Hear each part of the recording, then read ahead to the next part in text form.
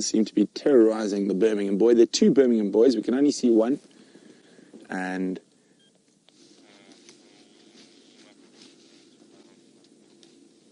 look at him, scent marking.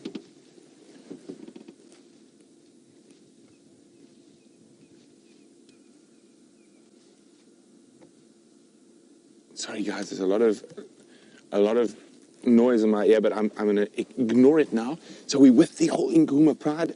So our general mission for the morning has been a success. It sounds like they have, or I know they've killed a buffalo, and I walked in here. I'm going to move back to it shortly. And it's all 5 lionesses and 2 Birminghams that I can see. There could be a third, who knows? So there's 1 Birmingham there. There's the 2nd lioness. And then the cubs are spread between all of them. Now, there could only be 5 cubs here at the moment. There could be 8. It just depends. We don't know whether that single lioness has left the smallest cubs hidden away and will only bring them to the carcass a little later.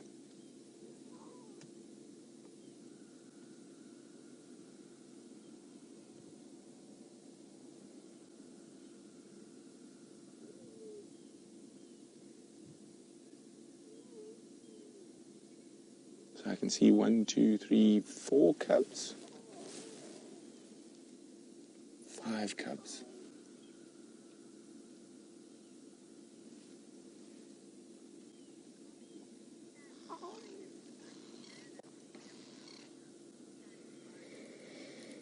Now, Sally in Oregon says she gets nervous with males around the cubs. It is, oh, hello, Ma. It is quite normal, and they are going to have to get used to it and know when and when not to push the big boys.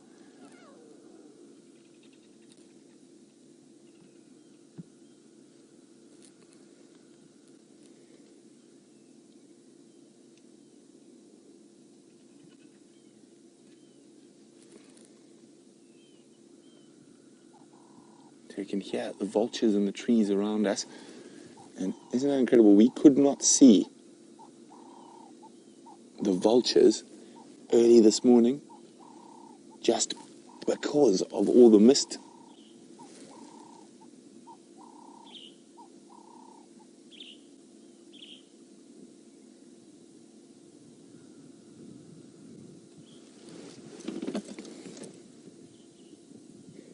What's going on now? Come on, girls. Time to go back to your dinner.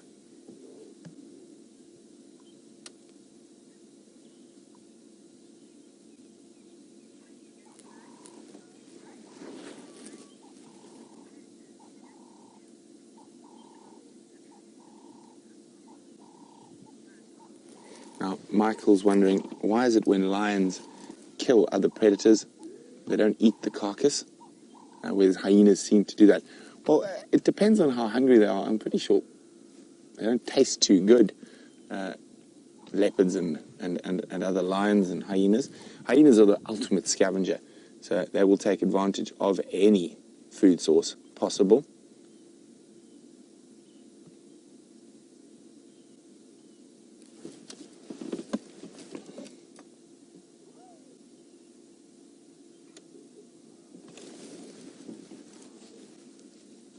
Okay, there we go. Lioness is up, and she's going to start heading towards the carcass. I just need to let Aubrey, they're going to all start heading towards the carcass. Okay, so I'm going to try make my way through this very thick, very, very thick bush to try get to where Aubrey is with the buffalo kill. So I do apologize if there's lots of noise.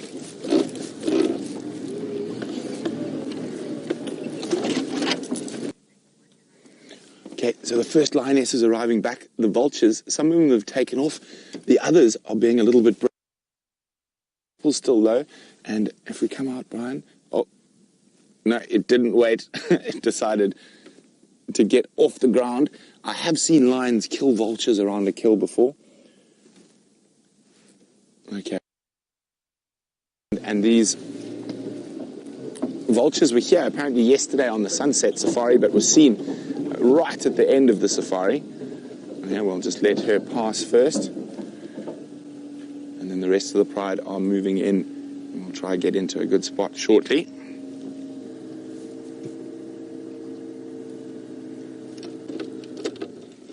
That's amber eyes.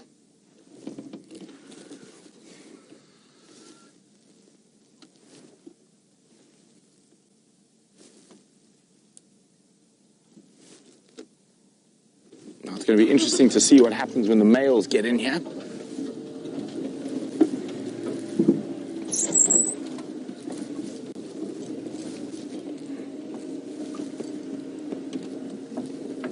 Looks like a big buffalo bull. Quite smelly. So, there we go. The other lions are going to come in from behind us.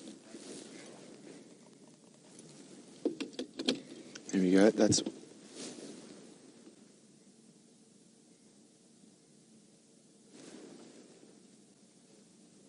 Here we go. Here they come.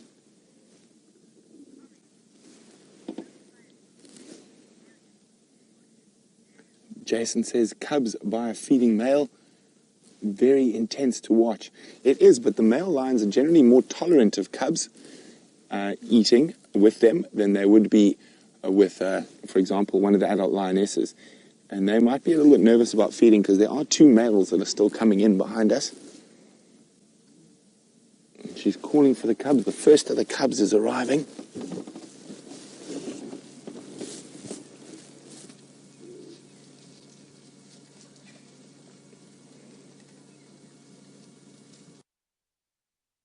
We heard last night of hyenas and lions. Would have been because of this carcass.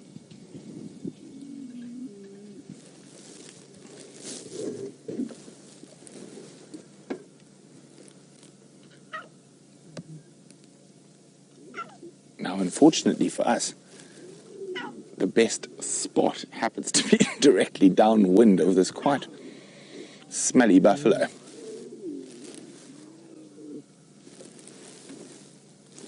Brian, can you do me a favor? Look over your shoulder, see if any of the males are on the way. Not yet. So there we go. You can see the one lioness is going to take advantage before the males arrive.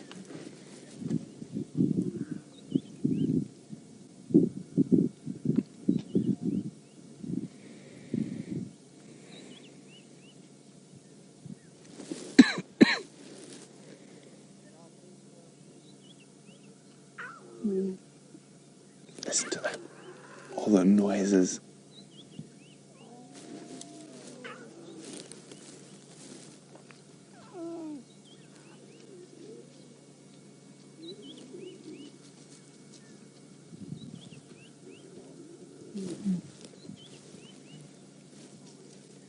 So I'm just keeping quiet and watching what's going on.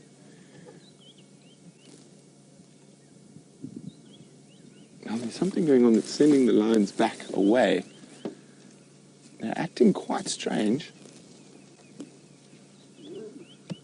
You see the cubs immediately follow. Is there greeting going on behind us, or? I'm not sure. Let's just move a little bit. Unfortunately, we can get away from this quite pungent smell we're experiencing at the moment. Now, if you've ever had a deep freeze stop working, that's exactly what it smells like. A deep freeze that hasn't been working for about 2 weeks.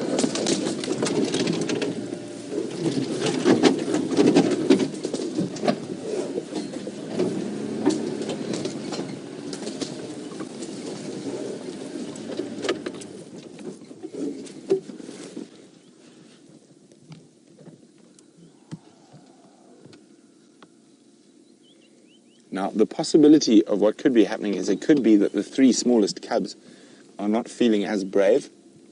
There's probably been lots of hyenas not too far away from here.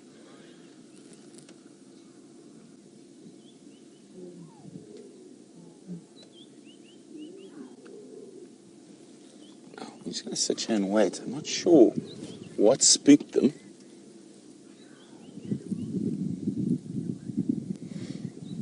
Andrew's wondering, are there any animals that can kill a male lion? Yes, Andrew, another male lion. And if he's in fine form or in his prime of his life, it's generally going to be another male lion. Elephant, possibly. A buffalo.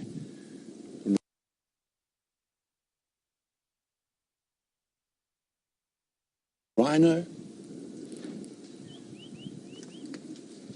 A hippo. There's one lioness still here. The others have moved back to where we first found them, where the males are. Now, I wonder if they've heard a male lion that we haven't heard. It might not be a Birmingham boy. And it's going to be very interesting to see how this plays out.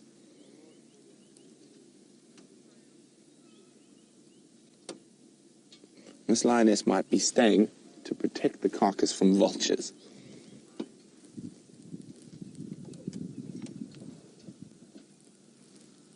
There's lots of vultures around.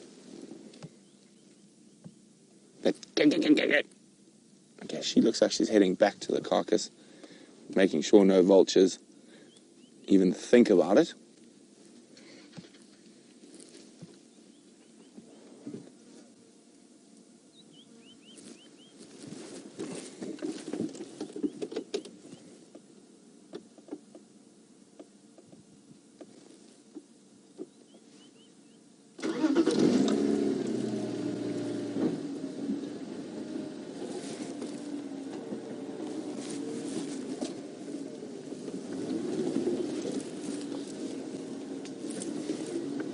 Now, again, she's also moving off again.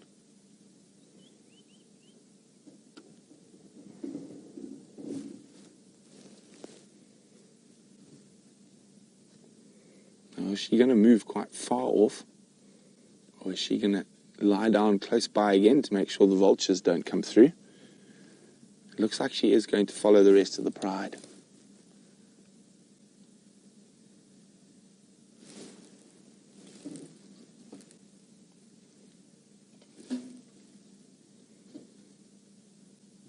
Okay, I think we're going to go see what's happening with the rest of the pride. And again, we're going to have to go through these very thick little monkey oranges, so it does make an incredible noise. And very interesting behavior we're seeing now. And I think it's too early to speculate what's going on. So I think we just need to watch for a little bit longer before we start making any assumptions about what's cracking. Lions and catch up with them again. Let's go see how Steph's tracking of Queen Karula is going. That kill, but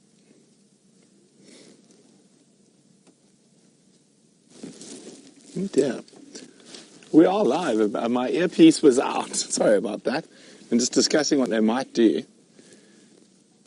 And they've, oops, sorry, hat. They're definitely nervous about something. It could be because of the amount of hyenas that were making noise last night with the cubs around.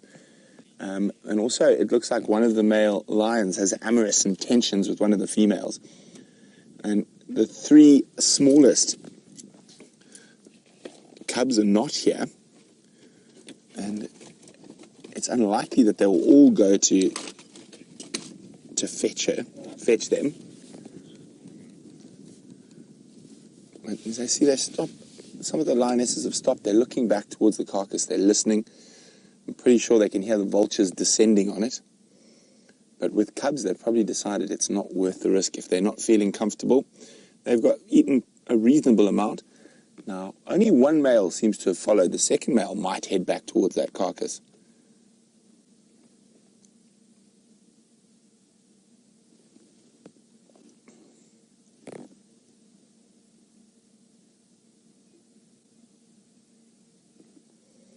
Now, I've got a suspicion that these ladies did not kill that buffalo.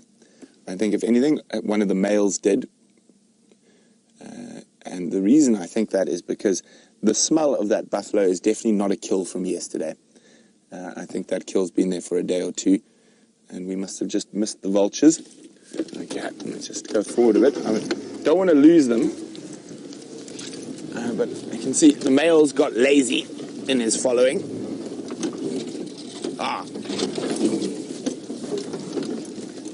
Both males are coming through now.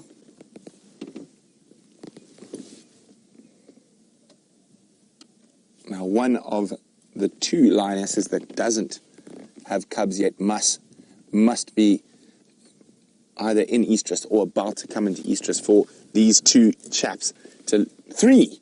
There's three males.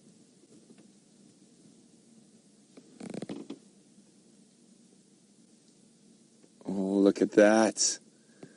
Coalition love.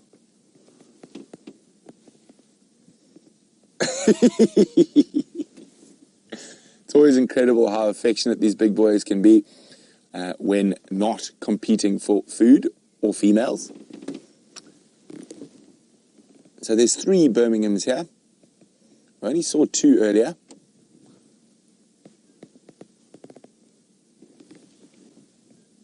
Hello, big boys. That's Mr. Split in the Lip. They are turning into magnificent animals as their coats or their manes get darker. Now, see, this throws credence to my theory that it was one of them who killed it. Look at this guy. He's so much, the one at the back is so much fatter than the other 2.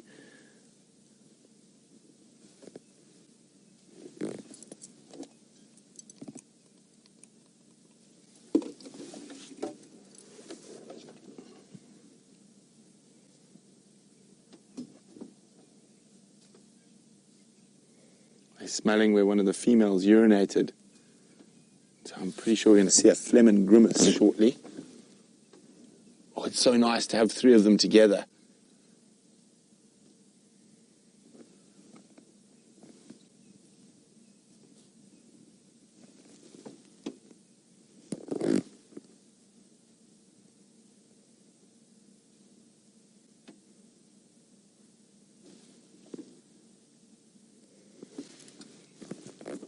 Oh, big boys, smelling, smelling, smelling.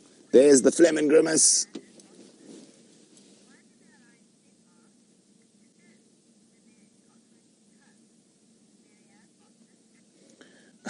There we go. I think she's about 5 days from being ready to mate. No, I disagree. 4 days is what I say. So all 3 males smelling where one of the females urinated. So they're taking that scent over their Jacobson's organ, and that will pass on information like estrus cycles, all those type of things.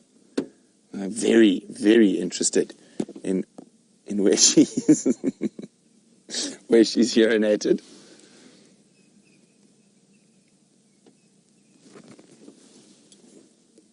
They do look slightly ridiculous when they are doing their phlegm and grimace. Now, the fact that 3 male lions have left that much meat on a buffalo really leads me to believe that one of those females is very close to being an estrus. Let's just move a little bit.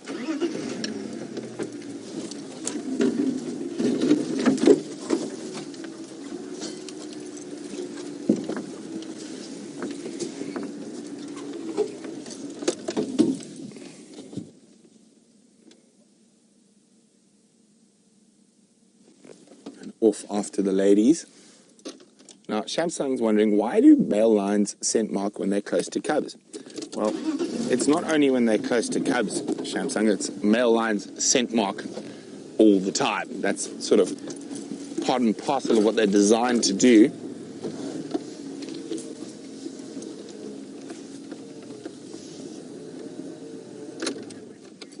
Sorry, it was Mary Ann's question.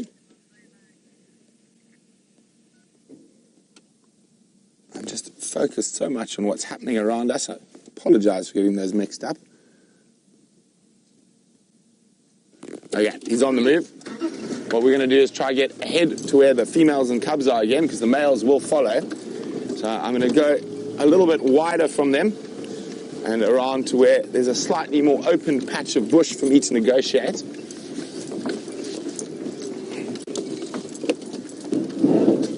Aubrey.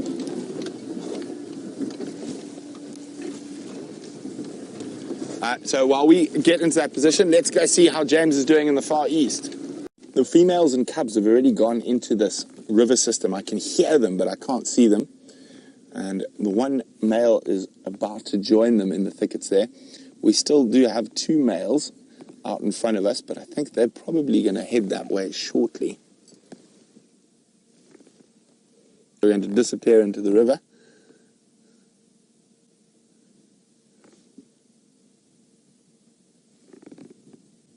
I think Mom just told them to stop it.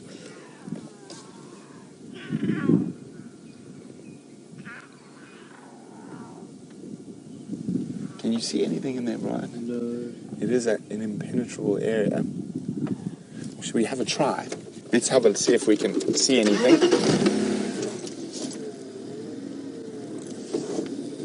We can hear them, so they are close. Oh, but look at that. We don't want to drive over his bottom. That's the male.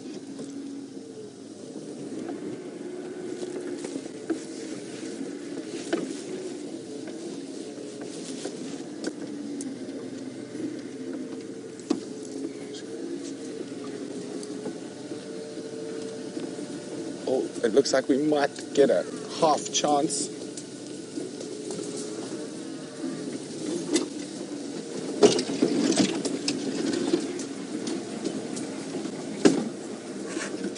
We can see 2 of the lionesses grooming.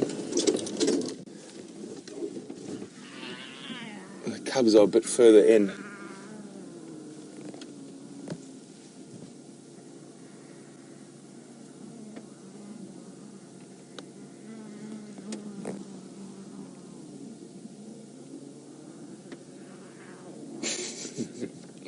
Noisy little critters. And, probably about 6 foot to our right is one of the Birmingham boys. But we're going to try see if we can maneuver through here. While we do that, let's go back to James and incredible elephants.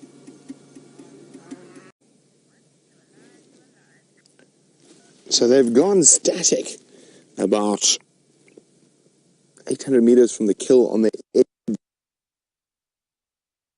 Desert Smith. Well, this massive little, did it again, this massive river system. It's quite big in this area with these very steep ravines. And Brian and I have managed somehow to get into the ravine, but this is the best view. We're sitting at quite the angle. It's quite nice because I'm permanently reclining because our nose is feeling up. Brian is permanently about to fall off the vehicle on the back. But it is the only way we can get a view of them at the moment. So I think we're going to leave them. It looks like they're settling down. I think there's a strong possibility that they might try go back towards that buffalo carcass a little later, depending on how they're feeling. But the males are still lying out in the open. So we were trying to get you the best possible view of the little cubs, but unfortunately, alas, this is the best view, and it's not the greatest. So what we're going to do is probably move from here and get back up on top to where we can see those gorgeous Birmingham boys. You can see I'm at permanent recline. I don't even have to try. And while I recline my way out of this river system, and hopefully don't lose Brian, let's go see how Steph's doing on foot. Be comfortable. I mean, there's a new definition of putting your legs up on your brother. So they are lying out quite out in the open here on Gowrie Cutline, but I'm quite certain they are going to move into the shade later on today. I'm really fascinated to see if these lions make their way back towards that buffalo carcass. The hippos. The vultures are feeding. I don't know where that came from. The vultures are feeding at the moment. I can actually, as the wind gusts every now and then, I can hear them. And I wonder if the hyenas are going to get involved there as well.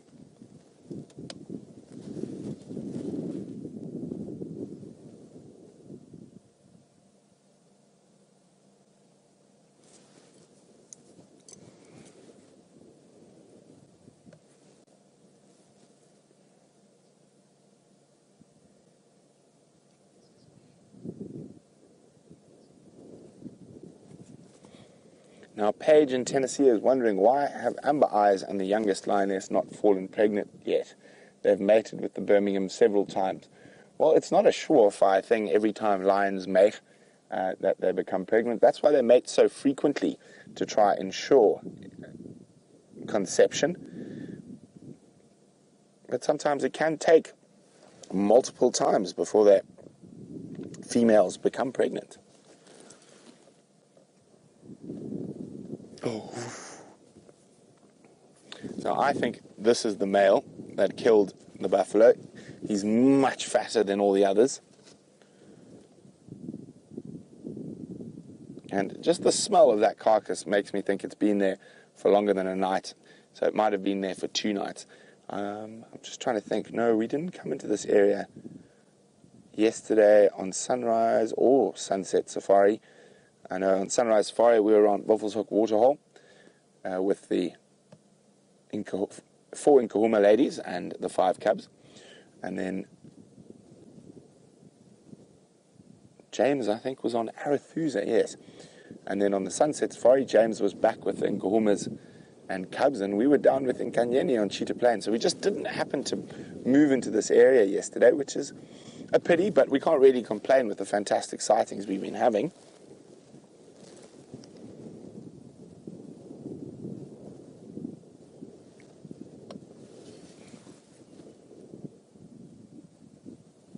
I think we're looking at what these male lions are going to be doing for the rest of the day.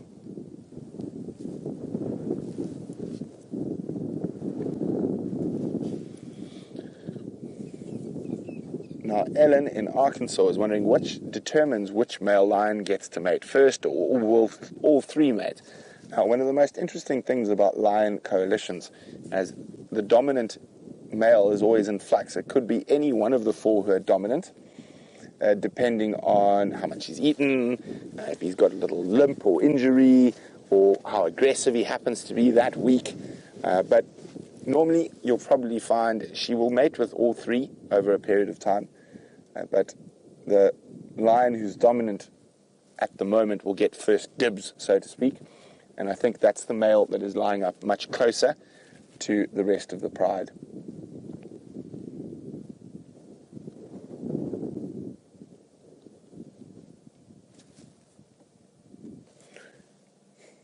Now, these boys, as I said, not going to do too much, apart from snooze. They might move into the shade a little bit later, but while we sit here for the last few minutes of drive with the beautiful Birmingham boys, and let's go see how Steph's doing on foot. And we're still sitting with the Birmingham boys, and they have literally not moved a centimetre. Now, as the day warms up, I'm pretty sure that they're going to get a little bit uncomfortable, as they're going to be in full sun shortly. And you can see the boy on the left is already almost in full sun.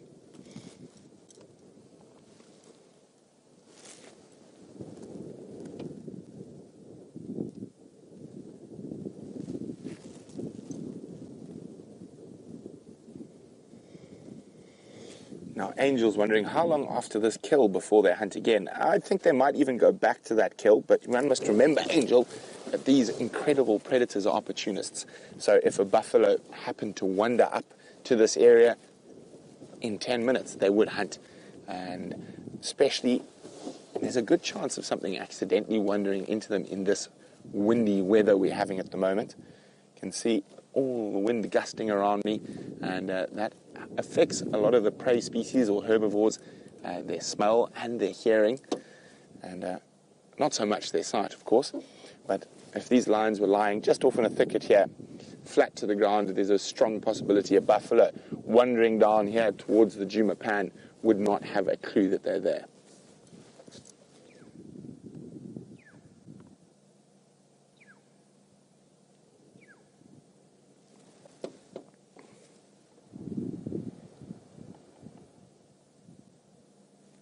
Now, that one lioness who was drinking at the Djuma pan, we did get a glimpse of her. She's come back and joined the rest of the pride in these in those thickets. I was pointing and not watching my monitor. Naughty Brent. in these thickets down here where we were in just now, where we could just make out some of the lions and cubs, but it is very, very thick in there. But I think we're going to leave these Birmingham boys to their snooze and maybe head down towards the Djuma waterhole. Maybe there's some zebra or other creatures around. Bye, guys. Can't you guys see the lion? I mean, it's right there. I'm only joking. You can just make out a lioness behind that bush. But it's so very, very thick in there. Well, hopefully they'll be out in the open on the sunset safari.